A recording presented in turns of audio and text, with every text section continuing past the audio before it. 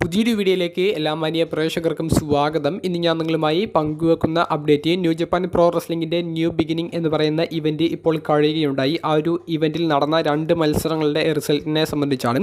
WWE release ചെയ്ത മാറ്റ് റിഡൽ എന്ന RK bros ടീമിലെ അംഗവും മുൻ യുണൈറ്റഡ് സ്റ്റേറ്റ്സ് ചാമ്പ്യനുമൊക്കെ ആയിരുന്ന റെസ്ലർ ജപ്പാനിൽ ന്യൂ ജപ്പാൻ പ്രോ റെസ്ലിംഗിന് വേണ്ടി ആദ്യ മത്സരം കളിക്കാൻ ഇറങ്ങിയത് ന്യൂ ജപ്പാൻ പ്രോ റെസ്ലിംഗിൻ്റെ കമ്പനിയുടെ പ്രസിഡൻ്റായ ഹിരോഷി ടനഹാഷി എന്ന ലെജൻഡ് റെസ്ലറിന് എതിരെയാണ്. അതും ഒരു ചാമ്പ്യൻഷിപ്പ് മത്സരം. അതിൽ ചാമ്പ്യനായ ഹിരോഷി ടനഹാഷിയെ പരാജയപ്പെടുത്തിക്കൊണ്ട് റിഡിൽ പുതിയ ന്യൂ ജപ്പാൻ്റെ ടെലിവിഷൻ ചാമ്പ്യൻ ആയിട്ടുണ്ടെന്നാണ് നമുക്ക് അറിയാൻ സാധിക്കുന്നത്. അപ്പോൾ റിഡിൽ ഇതിനു മുൻപും ന്യൂ ജപ്പാൻ്റെ അമേരിക്കൻ ഷോസിൽ പങ്കെടുത്തിട്ടുണ്ടായിരുന്നു. അപ്പോൾ ആദ്യമായി ജപ്പാനിൽ വന്ന് അവരുടെ ഒരു ടോപ്പ് സ്റ്റാറിനെ പരാജയപ്പെടുത്തുക എന്ന് പറയുമ്പോൾ റിഡിൽ എന്ന് പറയുന്ന റെസ്ലറിന് ന്യൂ ജപ്പാൻ ഒരു ഭാവി അവിടെ കാണുന്നുണ്ടെന്ന് അർത്ഥം. ക്രൗഡിൻ്റെ വലിയൊരു സപ്പോർട്ട് താരത്തിന് ലഭിച്ചിട്ടുണ്ടായിരുന്നു.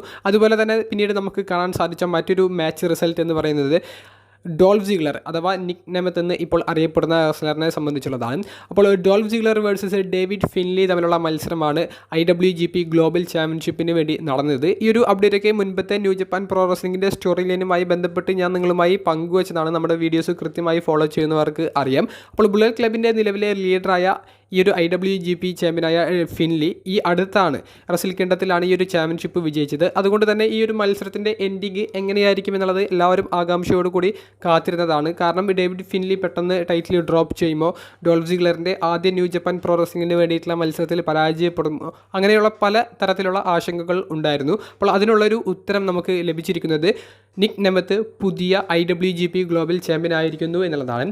ബുള്ളറ്റ് ക്ലബിൻ്റെ ലീഡറെ ആദ്യ മത്സരത്തിൽ തന്നെ പരാജയപ്പെടുത്തിക്കൊണ്ട് ന്യൂ ജപ്പാനിലേക്കുള്ള വരവ് ഡോൾഫ് സിഗ്ലർ ഇപ്പോൾ അറിയിച്ചിരിക്കുന്നു. ഡോൾഫ് സിഗ്ലറിനും ജപ്പാനിൽ കൃത്യമായിട്ടുള്ളൊരു റോൾ ഇനി ഉണ്ടാകുമെന്നുള്ളതും അവിടെ തറപ്പിച്ചുകൊണ്ടാണ് നമുക്ക് ആ ഒരു ഇവൻറ്റിൽ കാണാൻ സാധിച്ചത്. എന്തായാലും WWE റിലീസ് ചെയ്ത താരങ്ങൾക്ക് മറ്റ് കമ്പനികളിൽ വലിയ അവസരങ്ങൾ ലഭിക്കുന്നു. അവരുടെ ആ ഒരു ടാലൻറ്റ് പുറത്തേക്ക് എടുക്കാനുള്ള അവസരങ്ങൾ അവർക്ക് ലഭിക്കുന്നു. മികച്ച മത്സരങ്ങൾ അവർ നമുക്ക് വേണ്ടി സമ്മാനിക്കുന്നുണ്ട്. അപ്പോൾ കൂടുതൽ അപ്ഡേറ്റ്സ് പുറത്തേക്ക് വരുമ്പോൾ ഞാൻ നിങ്ങളുമായി പങ്കുവെക്കാം. അപ്പോൾ അടുത്തൊരു വീഡിയോയുമായി കാണുന്നത് വരെ ബൈ.